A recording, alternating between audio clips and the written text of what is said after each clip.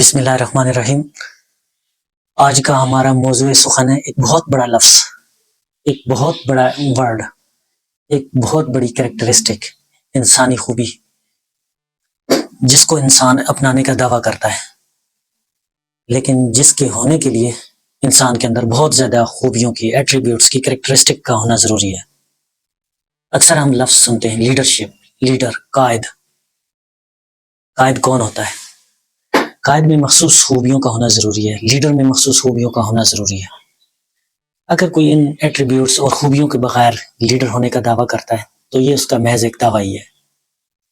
اگرچہ لیڈر ہونے کے لیے ہر مثبت خوبی کی ضرورت ہوتی ہے، ہر پازیٹیو ایٹریبیوٹس کی ضرورت ہوتی ہے، لیکن آج ہم احاطہ کریں گے 3 بنیادی ایٹریبیوٹس جو ایک لیڈرشپ کے لیے، جو ایک لیڈر کے لیے انتہائی ضروری ہیں۔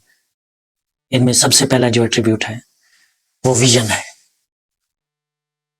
کوئی بھی لیڈر یا اسٹیٹس مین کسی ویژن سے آری ہو تو وہ اسٹیٹس مین یا لیڈر کہلانے کا مستحق نہیں ہو سکتا۔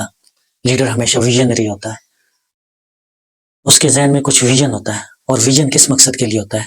ویژن کمیونٹی کے لیے ہوتا ہے، افراد کے لیے ہوتا ہے، اشخاص کے لیے ہوتا ہے، ملت کے لیے ہوتا ہے۔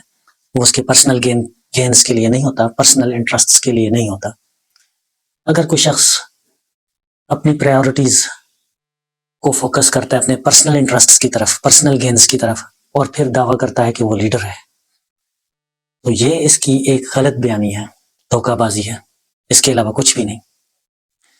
لیڈر ہمیشہ سوشل اورینٹڈ ہوتا ہے، وہ ہمیشہ کمیونٹی کی ویل بینگ کے لیے سوچتا ہے، اور یہی اس کا ویژن ہوتا ہے۔ چاہے جو بھی ہو، سم سارٹس آف ویژن وہ لیے ہوتا ہے، اور وہ اوور آل ہوتا ہے، وہ اجتماعی ہوتا ہے۔